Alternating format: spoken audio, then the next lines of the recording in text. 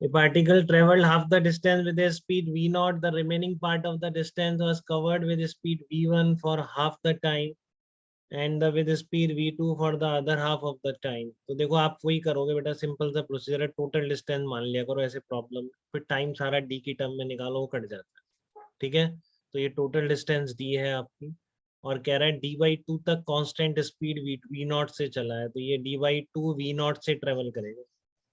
ठीक है, और जो बचा हुआ डी बाई टू है, उस डी बाई टू का आधा नहीं कह रहा है, ये क्या कह रहा है, the remaining part of the distance was covered with speed v one for half the time. आप मान लो कि यहाँ से यहाँ तक टोटल टाइम टी टू लगता है।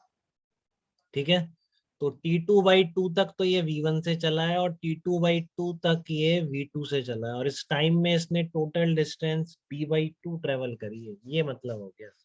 ठीक है ना, covered with the speed v1 for half the time and with speed v2 for the other half of the time. ठीक है, तो सही आया इसमें आयुषी का और शायद अमन का एग्जैक्ट लग रहा है मुझे, एक बार देखिए। ठीक है, तो देखो आप पहले टी1 लिख दो, डी की टर्म में आ रहा है कि डायरेक्टली आ रहा है, कोई दिक्कत ही नहीं, टी1 आ रहा है d by two we not.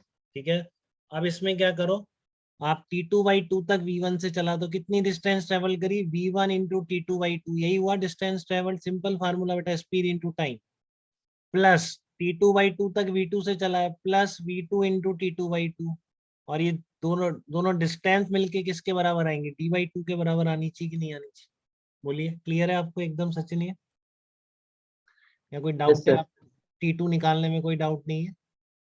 No ठीक है, ओके। हाँ T two is very good, T two is equal to D upon we one plus we two आ गया, तो टोटल टाइम कितना आ जाएगा, D by two D common ले लो आप इसमें से, तो one by two we naught plus one upon we one plus we two आ जाएगा, वन और थ्री से देख लो। ठीक है ना, एवरेज स्पीड कितनी आ जाएगी, डी अपॉन टोटल टाइम, तो ये कट गया यहाँ से, तो ये आंसर आ रहा है, काफी सही आ रहा है मन का और आयुषी का। हितेंद्र ने थोड़ी मिस्टेक करी थी, तो हितेंद्र आपको क्लियर है क्या मिस्टेक, ये आपने ये डिनोमिनेटर आपका थोड़ा सा गड़बड़ हो गया था, चेक करो एक बार, देखो डाउट तो नहीं है, डी से डी कट गया, ऊपर चले गए, तो ये क्या आएगा, वी थोड़ा बाई। थोड़ा हाँ, रिपीट कर दो। अभी आवाज क्लियर नहीं आई क्या आपको, पूरे मैंने बोला था? नहीं आई थी बस, थोड़ा सा डाउट है।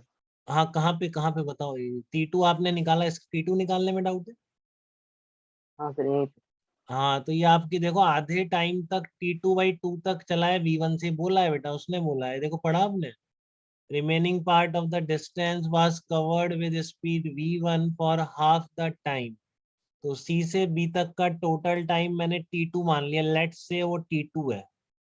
ठीक है ना, आधे तक तो क्लियर है आपको, जैसा आप कह रहे हो कि वो वी नॉट से चला है। ठीक है, बट आधे टाइम में जितना उसको टाइम लगता है, उसका आधा टाइम चला है वी वन से, और बचा हुआ आधा टाइम चला है वी टू से, तो t two by two time तक वी वन से चलने का मतलब कितनी डिस्टेंस है, v one into t two by.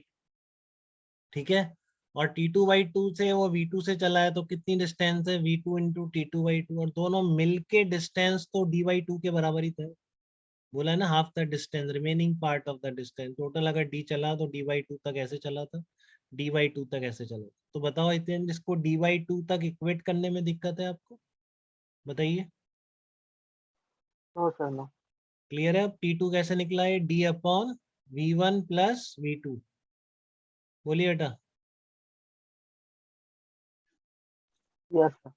Okay, तो अब आप कर दीजिए average speed total distance upon t one plus t two, तो ये आ जाएगा आपका two we naught v one plus we two upon we one plus we two plus two we naught. ठीक है, बात क्लियर है एकदम?